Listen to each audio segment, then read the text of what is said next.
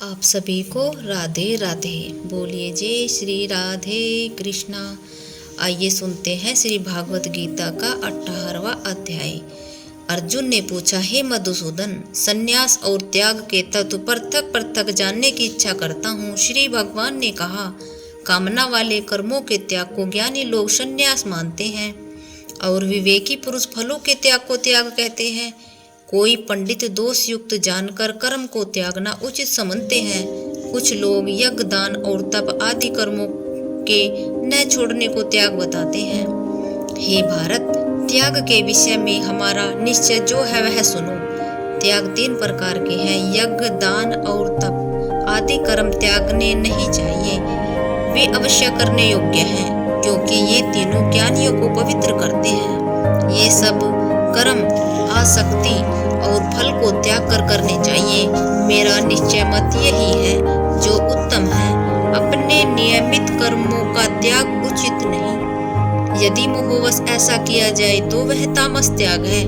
कर्म दुखप्रद यह विचार करके और शरीर के क्लेश के भय से जो त्याग कहलाता है, उसे त्याग का फल नहीं मिलता। यह राजस त्याग कहलाता है। हे अर्जुन, अपना कर्म अवश्य करना योग्य है।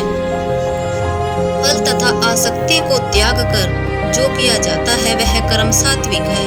जो दुखदायक कर्म से द्वेष नहीं करता और सुखदायक कर्म से प्रीति नहीं करता, यह त्यागी सत्यशील बुद्धिमान मुक्ति के योग्य देहधारी संपूर्ण कर्मों का त्याग नहीं कर सकता। कर्म फल त्याग कर कर्म करने वाला त्यागी है। कर्म फल 3 प्रकार के हैं, अनिष्ट, इष्ट और मित्र। जो त्याग नहीं करते उनको ये मरने के पीछे मिलते हैं। योगियों को कभी नहीं मिलते।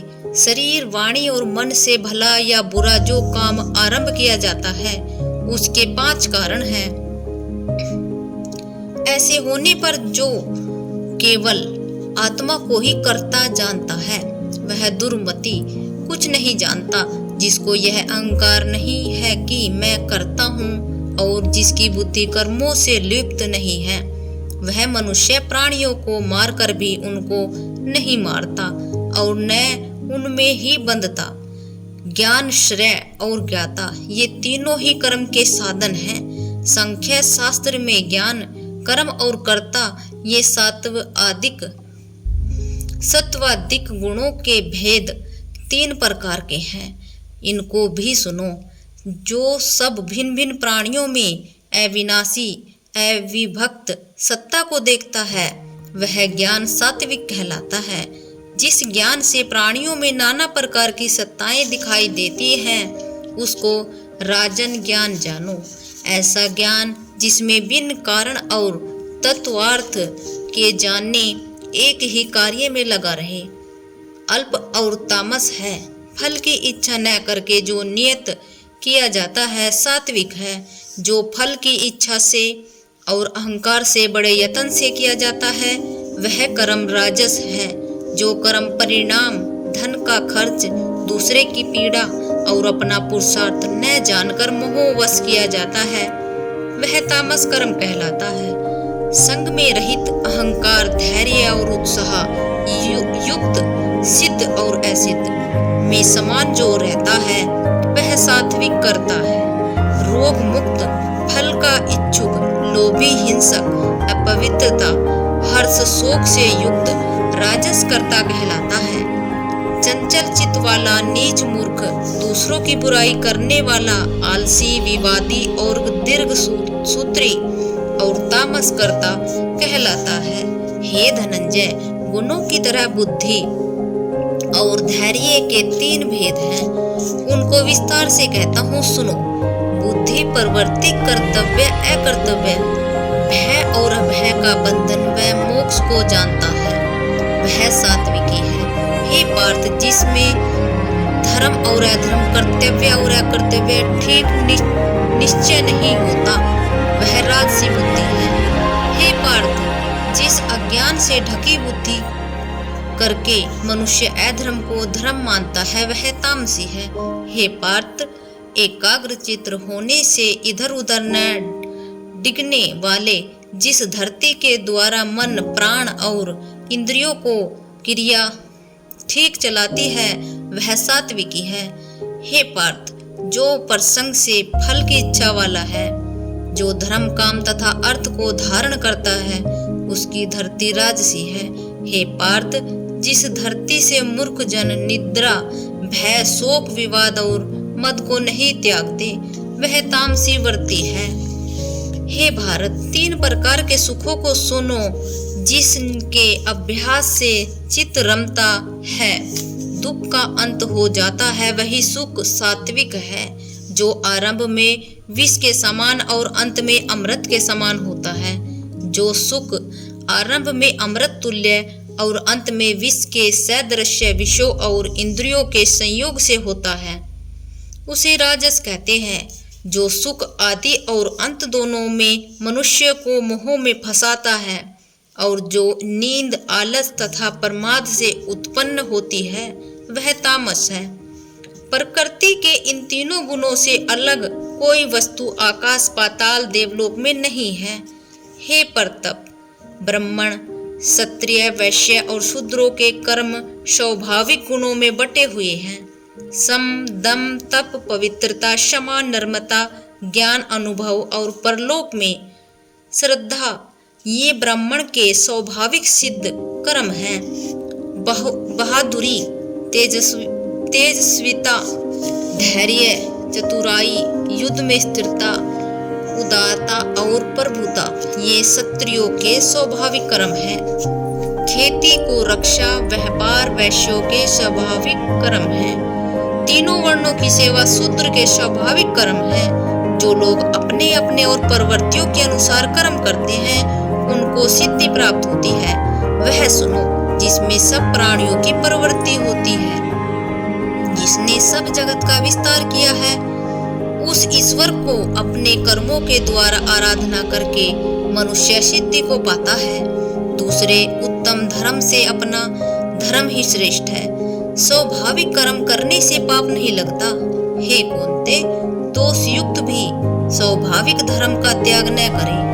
सर्वथा आसक्ति को छोड़ने वाला, आत्मा के जीतने वाला, इच्छा रहित मनुष्य संन्यास के द्वारा सर्व कर्म निवृत्ति पाकर सिद्धि को पाता है। हे अर्जुन, इस प्रकार का पुरुष सिद्धि को पाता है, वह फिर किस तरह ब्रह्म को प्राप्त होता है, सो मुझसे सुनो। यही इस ज्ञान की परानिष्ठा है।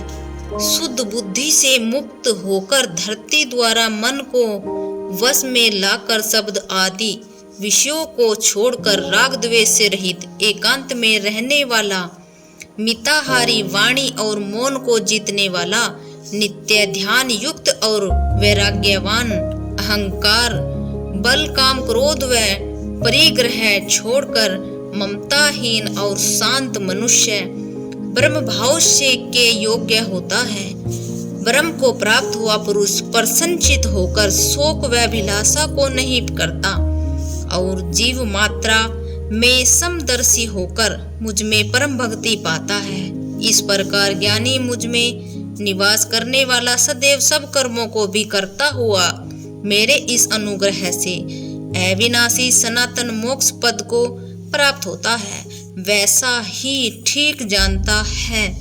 तदंतर तत्व से मुझको जानकर फिर मुझ में ही प्रवेश करता है। सावधानी से अपना मन मुझ में स्थिर कर और सब कर्मों को मुझ ही में अर्पण कर।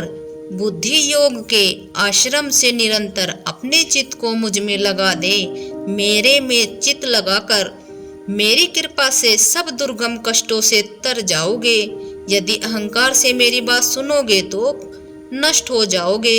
यदि अहंकार का आश्रय लेकर युद्ध नहीं करोगे, ऐसा मानते हो तो तुम्हारा निश्चय झूठा है, क्योंकि स्वभाव तुम्हें युद्ध में लगावेगा।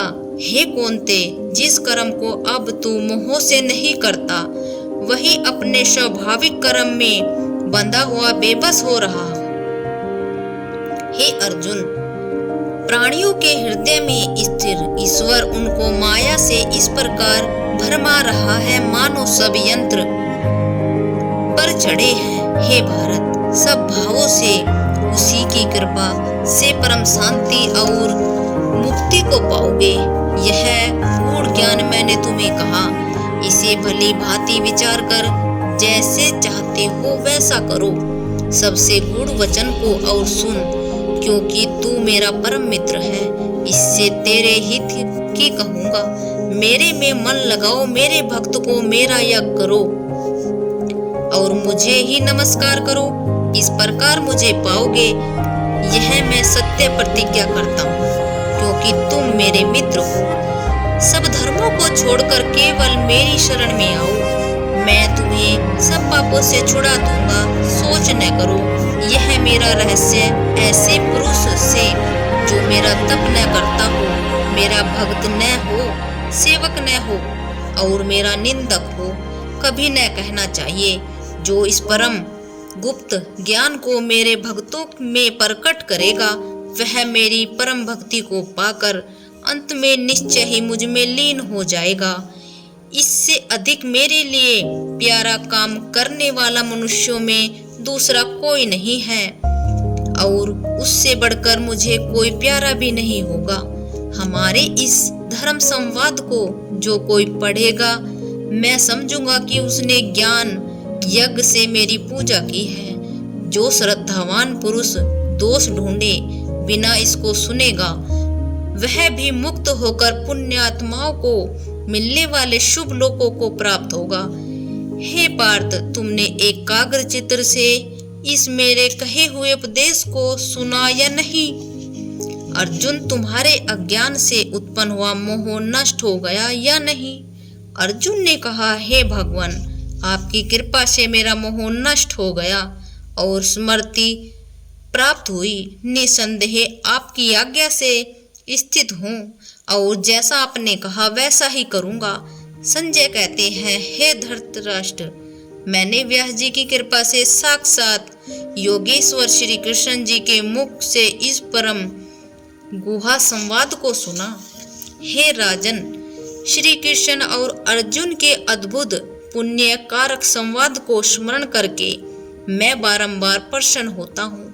श्री कृष्ण भगवान ने उस अद्भुत रूप को स्मरण करके मुझे बड़ा ही विस्मय होता है। हे राजन, मेरी ऐसी धारणा है कि जहाँ योगेश्वर श्री कृष्ण ही हैं और जहाँ पार्थ धनुषधारी है, वही राजलक्ष्मी, विजय, ऐश्वर्य और अटल नीति है। बोलिए जय श्री राधे कृष्णा। श्री भागवत गीता का 18वां अध्याय संपूर्ण हुआ। और इस प्रकार आप सभी ने श्री भागवत गीता के सभी अध्याय सुने। कैसे लगे आप सभी को? बोलिए जय श्री राधे राधे।